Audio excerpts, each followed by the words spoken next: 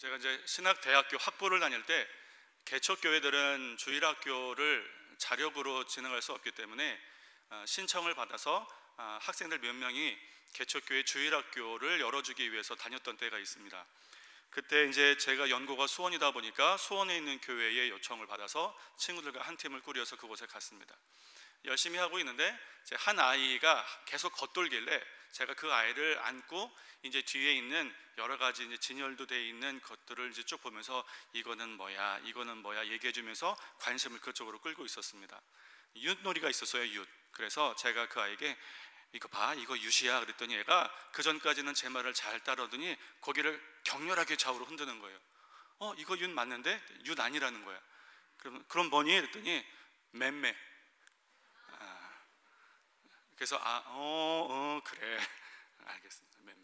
저도 저희 집에서 제가 어렸을 때 맴매로 자주 썼기 때문에 트라우마로 잡혀있는 물건이 하나 있습니다. 비슷한 분들 꽤 계실 거예요. 대바느질. 이게요 탄력도 좋고 잘 부러지지도 않고요 아픕니다. 저희 어머니께서 뜨개질을 많이 하셨기 때문에 항상 대바늘이 이만큼 있었어요. 전 그게 없어지기를 소원했습니다. 근데 하나님께서 다른 방법으로는 역사해 주셨어요. 대바늘이 아니라 나일론줄로 연결되어서 낭창낭창한 걸로 바뀌긴 했지만 여튼 저는 어렸을 때 그걸로 참 많이 맞았습니다. 그냥 사정없이 맞았죠. 하루는 제가 6살 때쯤 됐나 봐요. 맞다가 도저히 안 되겠는 거예요. 제가 이 매를 오늘도 맞으면 정말 못 참겠는 거예요. 그래서 어디서 그런 용기가 났는지 매를 드시는 어머니 손을 제가 딱 막았습니다. 그리고 제가 진지하게 이렇게 얘기했습니다. 엄마 나 진짜 미워하지? 엄마가 나를 좋아하면 나를 이렇게 때릴 리가 없어. 엄마 나 미워하지? 라고 진지하게 물어봤습니다. 그랬더니 어머니께서 저를 가만히 보시더니 매를 거두시는 거예요. 오늘은 그냥 넘겼습니다. 근데 그날 그 일이 있은 다음부터 어머니께서 이상하게 매를 안 대시는 거예요. 저는 그냥 어린 나이에 좋다고만 생각을 했습니다. 근데 어릴 때 쥐가 많았잖아요. 저희도 이제 마당에 있는 집에서 살았는데 쥐가 참 많았습니다. 쥐가 많으니까 쥐를 잡기 위해서 쥐약을 곳곳에 설치를 하죠. 그러면 쥐약 먹고 죽은 쥐가 뻣뻣하게 굳어 있는 것들을 쉽게 보셨을 거예요. 그렇죠? 저희 집만 그런 거 아니죠? 네. 근데 저희 집에 강아지를 여러 마리를 길렀었습니다. 기르던 개가 난 건지 어디서 가져온 것까지는 기억이 잘 나지 않는데 하여튼 제가 굉장히 이뻐하는 강아지가 한 5마리 정도 있었어요. 그런데 이 녀석이 쥐약 먹고 죽은 쥐를 자꾸 물어서 먹다가 그 독 때문에 또 죽는 거예요. 한 마리가 죽고 2마리가 죽었습니다. 이렇게 있으면 안 될 것 같아요. 강아지들을 불러 모았습니다. 교육을 하는 거예요. 너 이거 먹으면 안 돼. 이거 먹으면 너 죽는 거야. 먹으면 안 돼. 그렇게 일장연설을 하고 안심을 했습니다만 며칠 지나지 않아서 또 한 마리가 또 죽었습니다. 2마리밖에 안 남았어요. 큰일 났습니다. 또 2마리를 몰러 모았습니다. 내가 진지하게 다시 얘기하는데 이거 먹으면 큰일 나. 눈물로 호소했습니다. 너 이거 먹으면 죽어. 이거 먹으면 안 돼. 며칠 지나서 한 마리가 또 죽었습니다. 안 되겠는 거예요. 이렇게 해서는 안 되겠는 거예요. 제가 마음을 독하게 먹었습니다. 그래서 쥐약 먹고 뻣뻣하게 죽은 쥐 한 마리를 제가 꼬리를 딱 잡고 마지막 하나 남은 강아지를 부르는 거예요. 일로 와봐. 그래서 자 이거 그래서 주둥이를 대면 사정없이 주둥이를 딱 때리는 거예요. 그럼 깽깽깽깽깽 그리고 이제 마당을 이제 한참 돌아다닙니다. 그럼 또 부르는 거예요. 일로 와봐. 자 이거 먹어봐. 입만 댔다 그러면 때리고. 이거 한 3번 4번 반복을 하고 있으니 어머니께서 그것을 뒤에서 가만히 보시더니 저한테 그러는 거예요. 제가 이름이 2개입니다. 제 집에서 부른 이름이 또 하나가 더 있어요. 도진이라는 이름인데 도진아 그러니까 저는 이제 감정도 격양돼 있고 속상해 죽겠는데 어머니가 부르니까 짜증이 나죠. 왜? 그랬더니 너 그 강아지 되게 미워하는구나 이러는 거예요. 이게 무슨 얘기예요? 전 이 강아지 하나 좀 살려보겠다고 눈물을 머금고 지금 주둥이를 때리고 있는데 내가 이 강아지를 얼마나 이뻐하는데 그러냐고. 그랬더니 아니야 너 강아지 미워하니까 그렇게 때리는 거잖아 라고 얘기하셨습니다. 어린 나이였기 때문에 그때 어머니께서 저에게 전달하시고자 하는 내용을 전부 다는 이해할 수 없었지만 저도 가장 중요한 뭔가 하나는 알았습니다. 엄마가 나를 때리는 게 꼭 내가 미워서만은 아닐 수도 있는 가능성이 조금은 있을 수도 있겠구나 라는 아주 어렴풋한 마음 하나를 알게 됐습니다. 이 얘기를 왜 드리냐면 오늘 이 예레미야를 통해서 이스라엘의 심판과 멸망을 말씀하시는 하나님의 마음, 그 본심을 누구보다도 잘 알고 있는 이 예레미야 선지자가 문장으로는 동족 이스라엘의 멸망을 선포하지만 그 안에 담겨있는 하나님의 본심을 그토록 애를 써서 이스라엘 자기 동족들에게 전달하고자 하는 그 눈물 어린 호소가 오늘 본문에 있기 때문에 그렇습니다. 예레미야는 남유다의 3대 선왕이라고 불리는 요시야 왕 13년부터 시작해서 바벨론에 의해서 유다가 멸망을 당한 시드기야 왕 11년까지 선지자로 소명을 받아서 활동한 기록이 남아있는 선지자입니다. 그리고 그는 제사장 힐기야의 아들이기도 합니다. 그가 하나님께 받은 예언은 이것입니다. 이스라엘이 너무도 불순종하고 하나님 보시기에 패역을 행했기 때문에 하나님께서 그들을 심판하실 것이라는 거예요. 그 심판의 도구로 하나님께서 바벨론을 드셨기 때문에 저항하지 말고 그 심판을 순순히 받아들이라, 이것을 그가 이스라엘 백성들에게 선포했습니다. 그러니까 그는 선지자로 활동하면서 핍박을 참 많이 받았습니다.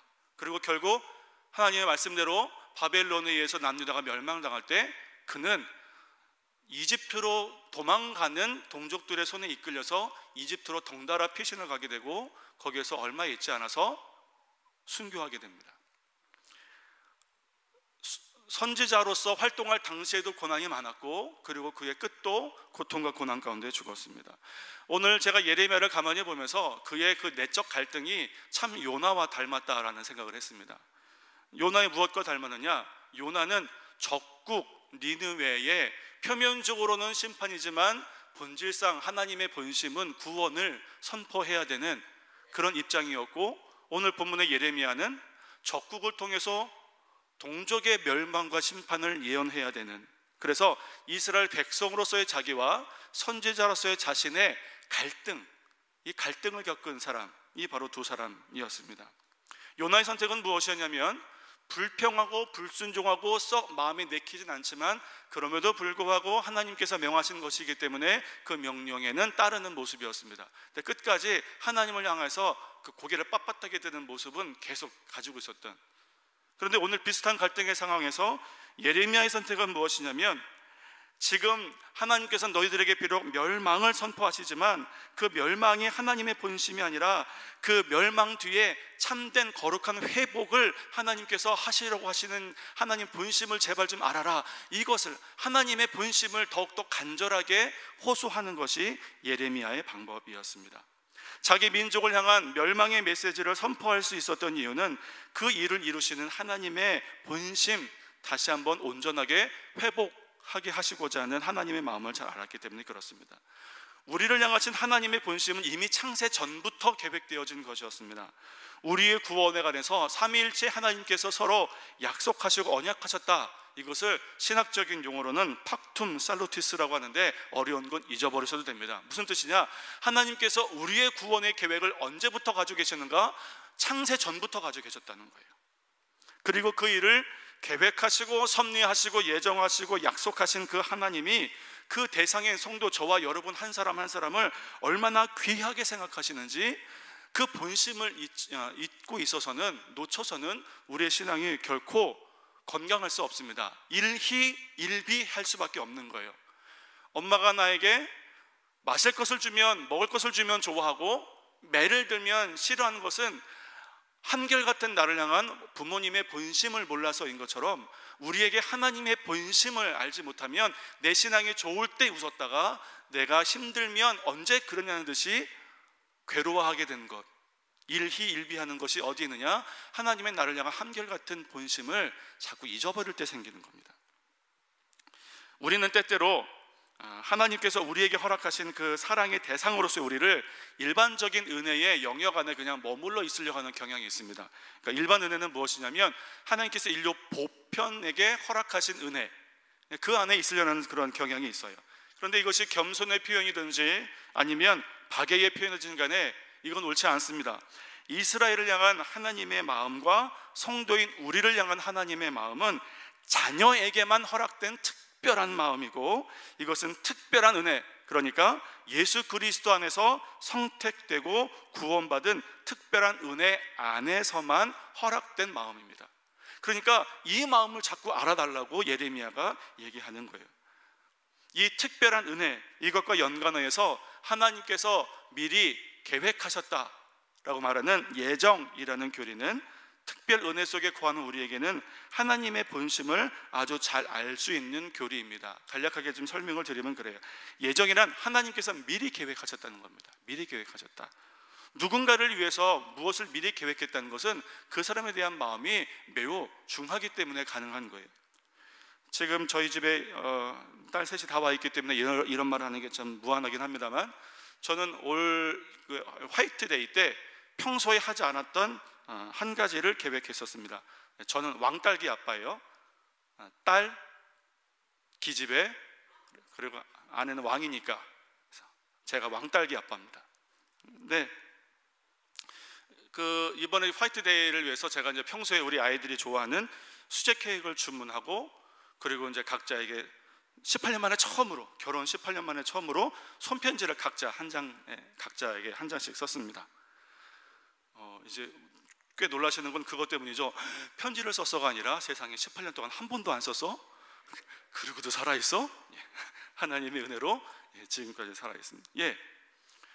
그렇게 손편지를 한 장씩 쓰고 그렇게 준비를 했습니다. 단언컨대 그 손편지 3장이 오늘 설교만큼 힘들더라고요.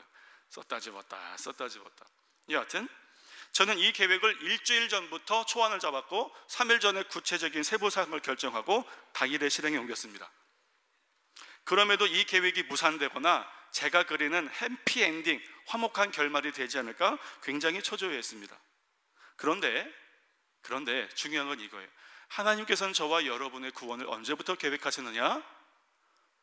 태초에 천지를 창조하시기 전부터 저와 여러분의 구원을 계획하셨고, 그 수천 년 동안 하나님께서는 그 계획을 성실하게 이루셨고, 그 계획의 절정이 바로 예수 그리스도, 그분을 우리에게 선물로 주신 것이 절정을 이루게 되는 것입니다.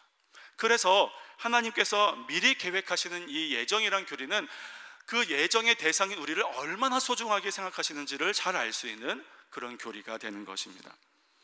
이 특별한 은혜는 특별한 약속을 통해서 우리에게 주어지는 거예요. 이 특별한 약속은 오직 하나님의 택하신 자녀에게만 허락되어지는 약속입니다.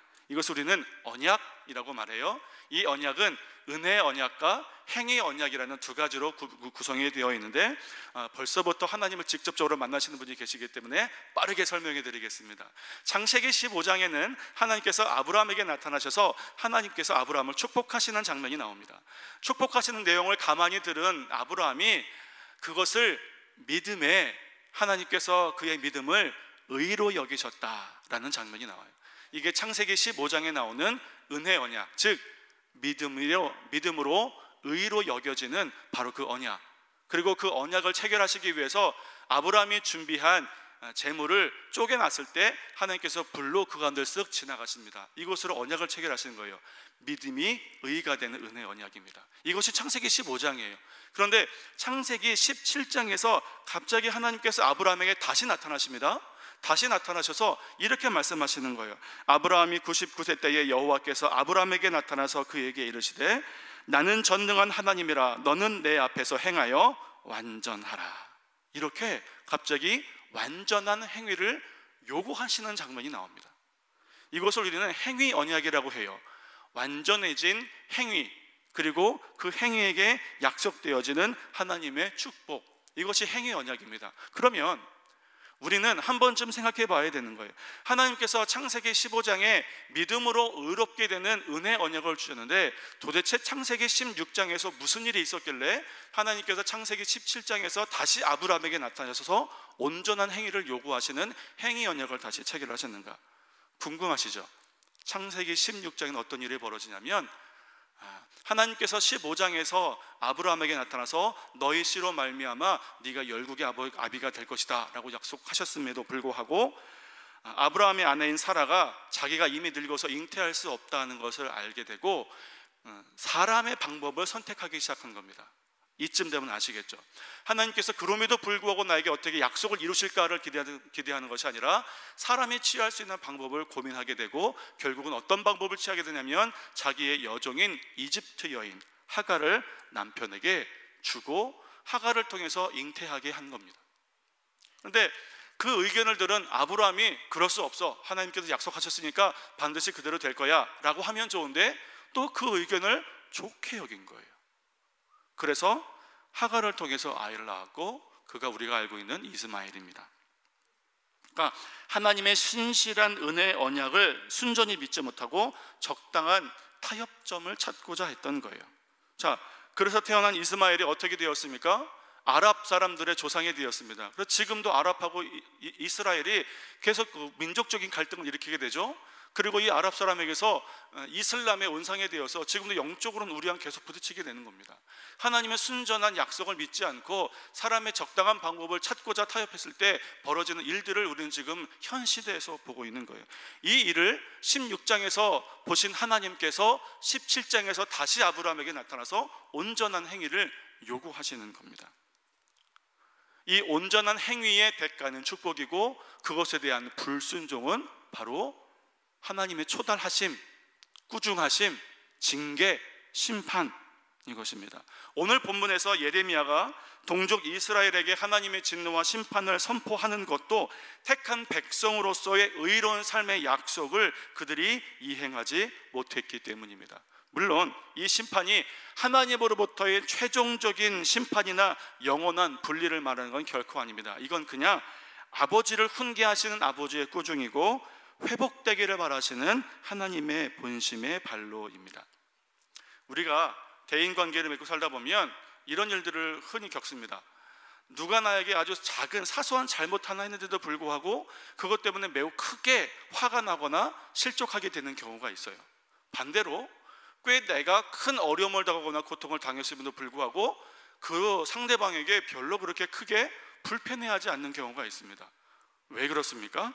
전자의 경우에는 나는 이미 그 사람이 나에 대해서 악한 마음을 가지고 있다고 생각을 하는 거예요.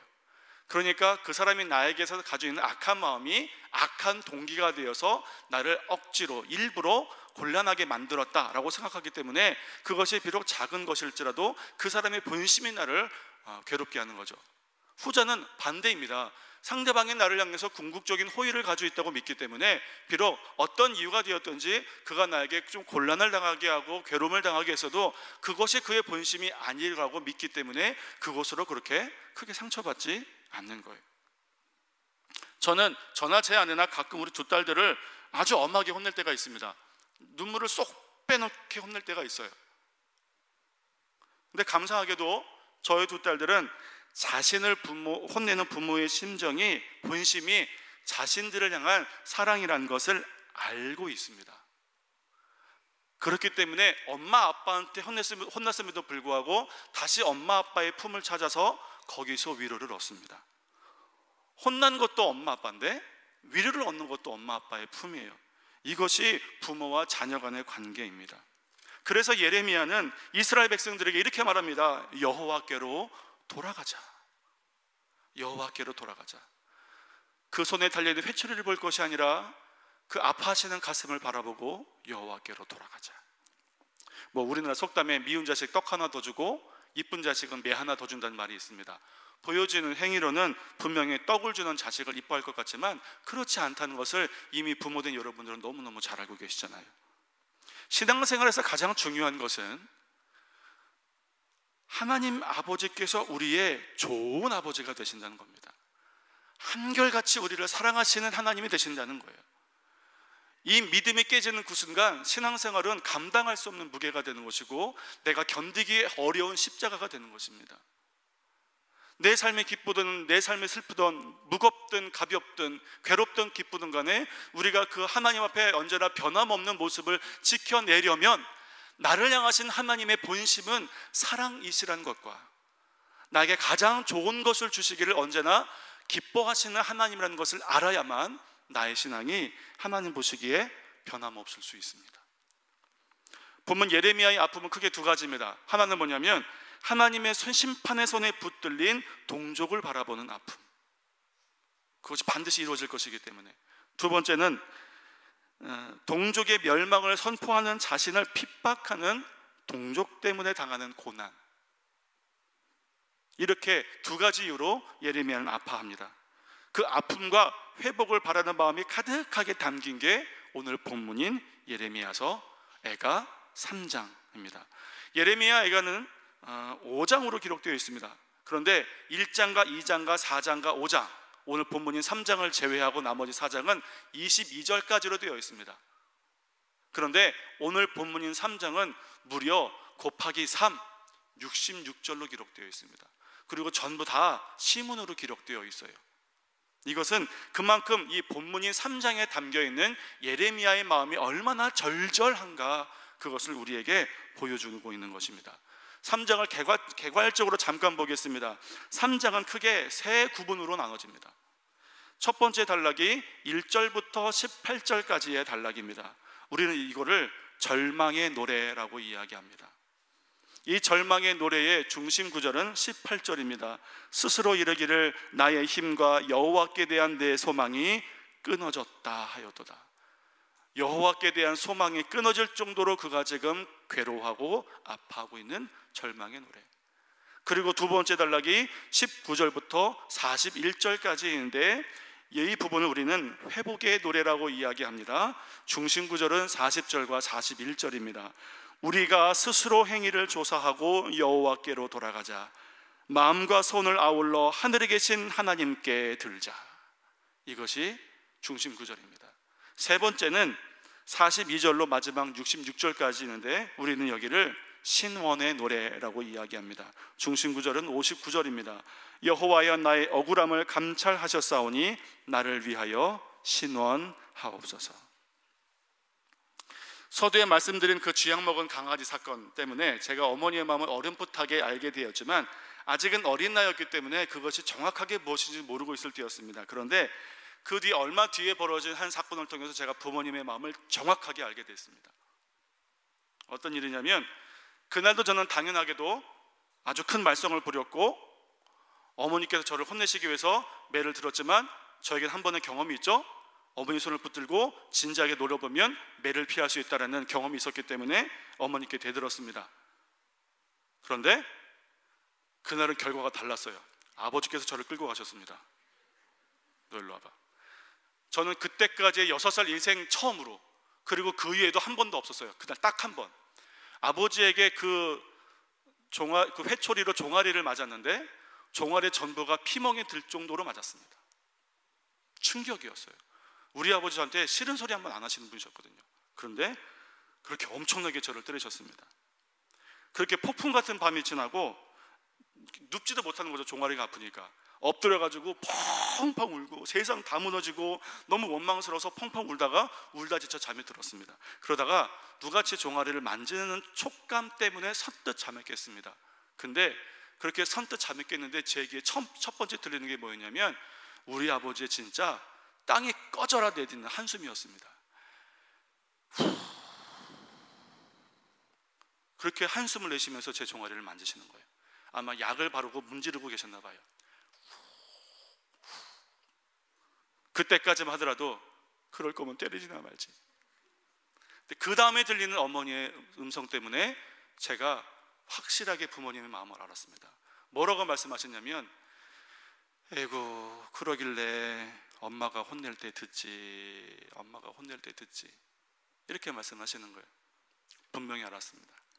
어머니가 저를 혼내는 이유는 아버지한테 혼나면 더 크게 혼나니까 미연에 그걸 막고 싶으셨던 거예요. 그래서 아버지 보시라고 어머니께 저를 혼내셨다는 것, 그게 어머니의 마음이라는 것을 알았고, 또 아버지는 저를 혼내는 게 매우 괴로운 일이었다는 것을 그때 알았습니다. 그럼에도 불구하고 매를 드셔야 했고, 그 매를 들게 한 제 자신이 얼마나 자책이 됐는지 모릅니다. 잠자기 전만 하더라도 어떻게 나를 그렇게 때릴 수가 있는지, 아버지가 원망되고 옆에서 적극적으로 말리지 않은 어머니가 원망됐는데, 내가 왜 그렇게 못된 짓을 해서 어머니와 아버지의 마음을 아프게 했는지 그게 너무 부끄러워서, 내가 했던 잘못과 대들었던 행동들 때문에 부끄러워서 고개를 들 수가 없는 거예요. 부모님의 본심을 모를 때는 그냥 혼이 나고 원망스러운 상황이었는데 혼내신 부모님의 마음을 알게 되니까 비로소 내 스스로의 행위를 돌아보게 되었습니다. 그래서 예레미야가 말하고 있지 않습니까? 우리가 스스로 행위를 조사하고 여호와께 돌아가자. 예레미야가 이렇게 하나님을 향하여 촉구할 수 있었던 것은 하나님의 본심을 아주 잘 알고 있었기 때문입니다. 그래서 자기 동족 이스라엘이 자신처럼 하나님의 본심을 깨닫기를 그렇게 간절하게 호소했던 겁니다. 여러분, 예레미야는 마음이 여리고 내성적인 사람이었습니다. 그가 눈물의 선지자로 불리게 된 데에는 그의 성정에 연관이 없지 않겠습니다만, 본질적인 이유는 그의 눈물은 그 여리고 감성적인 성정에 가슴 아픈 회초리로 자녀를 훈계해야 되는 하나님의 본심에 담겼기 때문에 그가 울 수밖에 없었던 거예요. 너희를 혼내시는 하나님의 마음이 얼마나 괴로운지 너희는 아느냐? 왜 그런 하나님을 향하여서 하나님 왜 나를 혼내십니까? 라고 원망만 하느냐? 제발 너희 행위를 돌아보고 하나님께로 돌아가라. 하나님의 본심은 너희를 괴롭게 하는 게 아니다. 그러니까 제발 하나님께로 돌아가자. 이렇게 예레미야가 얘기합니다. 그는 선지자로 활동할 때는 고난이 많았습니다. 나무에 달리기도 하고요, 물이 없는 구덩이에 빠져가지고 사경을 헤매기도 하고요, 그가 적은 예언의 말씀은 불쏘시개로 사용됐고요, 그의 예언을 정면으로 대적하는 대적자가 있어서, 거짓 선지자가 있어서 그를 괴롭혔습니다. 그럼에도 불구하고 그는 하나님의 마음을 전하는 것을 주저할 수 없었습니다. 예레미야 20장 9절은 이렇게 말합니다. 내가 다시는 여호와를 선포하지 아니하며 그 이름으로 말하지 아니하리라 하면 나의 중심이 불붙는 것 같아서 골수에 사무치니 답답하여 견딜 수 없나이다. 이스라엘을 향하는 하나님의 본심을 너무너무 잘 알기 때문에 여호와의 말씀으로 인하여 종일토록 치욕과 모욕거리가 되었어도 그 마음을 전하지 않고는 견딜 수가 없는 겁니다. 그렇게 하나님의 본심을 그는 누구보다도 잘 알았습니다. 제가 이제 19절부터 시작되는 하나님의 본심을 읽겠습니다. 그 예레미야의 음성에 마음을 열고 귀를 기울여 주시면 감사하겠습니다. 내 고초와 재난 곧 쑥과 담즙을 기억하소서. 내 심령이 그것을 기억하고 낙심이 되어나 중심이 회상한 즉 오히려 소망이 있사옴은 여호와의 자비와 긍휼이 무궁하심으로 우리가 진멸되지 아니함이니이다. 이것이 아침마다 새로우니 주의 성실이 크도소이다. 내 심령에 이르기를 여호와는 나의 기업이시니 그러므로 내가 저를 바라리라 하도다. 무릇 기다리는 자에게나 구하는 영혼에게 여호와께서 선을 베푸시는도다. 사람이 여호와의 구원을 바라고 잠잠히 기다림이 좋도다. 사람이 젊었을 때에 멍에를 매는 것이 좋으니 혼자 앉아서 잠잠할 것은 주께서 그것을 메우셨음이라. 입에 티끌에 댈지어다 혹시 소망이 있을지로다. 때리는 자에게 뺨을 향하여 수욕으로 배불릴지어다 이는 주께서 영원토록 버리지 않으실 것이며 저가 비록 근심케 하시나 그 풍부한 자비대로 긍휼히 여기실 것임이라. 주께서 인생으로 고생하며 근심하게 하심이 본심이 아니시로다. 하나님께서 저와 여러분의 인생을 고생하며 근심하게 하실 때가 있습니다. 궁핍하게도 하시고 연약하게도 하시고 낙심하게도 하시고 절망하게도 하실 때가 있습니다. 그러나 하나님 왜 저에게 이러십니까? 제가 뭘 그렇게 잘못했다고 저를 괴롭고 힘들게 하십니까? 저보다 훨씬 악한 사람도, 하나님을 모르는 사람들도 이토록 잘 사는데 왜 하나님 저를 이렇게 못 살게 구십니까? 라고 원망하지 마십시오. 당대의 의인이었던 욥이 까닭 없는 고난을 당해서 재산을 다 잃고 자녀를 다 잃고 온몸에 생긴 욕창 때문에 간지러움이 일어나서 참을 수가 없어서 재 가운데 앉아서 깨진 기왓장으로 피가 나도록 자기 몸을 긁었어도 그 고통 때문에 자기 인생은 저주했었고 절망했어도 하나님을 원망하진 않았습니다. 왜냐하면 그는 하나님의 공의와 공평의 본심을 굳게 믿고 있었기 때문입니다. 하나님은 저와 여러분을 사랑하십니다. 얼마나 사랑하셨냐면 창세전에 이미 저와 여러분의 구원을 계획하셨고 수천 년 동안 그 계획을 진행하셨고 예수 그리스도께서 십자가를 지시기까지 그 은혜와 생명을 값없이 선물로 주셨습니다. 예수님께서 십자가 위에서 아버지여 어찌하여 나를 버리시나이까 엘리 엘리 라마 사박단이라고 하늘을 향해 외칠 때 하나님의 마음을 이렇게 표현했습니다. 대낮에 캄캄한 밤처럼 어두워졌습니다. 땅이 흔들렸습니다. 우리가 가슴 아프면 옷을 찢는 것처럼 지성소의 휘장이 갈라졌습니다. 그렇게 하나님께서 가슴 아프셨습니다. 그럼에도 불구하고 하나님께서는 예수님을 십자가에서 돌아가게 하셨습니다. 하나님께서는 그렇게 저와 여러분을 사랑하십니다. 이것이 사랑 외에 다른 어떤 이유로 설명이 될 수 있겠습니까? 그렇게 저와 여러분을 사랑하신 하나님께서 여러분의 신음을 기쁘게 여기시겠습니까? 아니면 여러분의 괴로움의 눈물을 즐겁게 여기시겠습니까? 사랑하는 성도 여러분, 힘들고 괴로울수록 하나님께로 돌아가시길 바랍니다. 초달하시는 손을 바라보지 마시고 아파하는 가슴을 바라볼 수 있기를 바랍니다. 지금은 우리로 울게 하신 하나님께서 반드시 우리로 웃게 하실 것입니다. 지금은 우리로 무겁게 하신 하나님께서 반드시 우리로 가볍게 하실 것입니다. 지금은 우리로 가슴을 치게 하신 하나님께서 반드시 우리로 감사의 박수를 치게 하실 것입니다. 그러니 하나님께로 돌아가시기 바랍니다. 오라 우리가 여호와께로 돌아가자. 여호와께서 우리를 찢으셨으나 도로 낫게 하실 것이요 우리를 치셨으나 싸매어 주실 것임이라. 여호와께서 이틀 후에 우리를 살리시며 제3일에 우리를 일으키시리니 우리가 그 앞에서 살리라. 기도하겠습니다.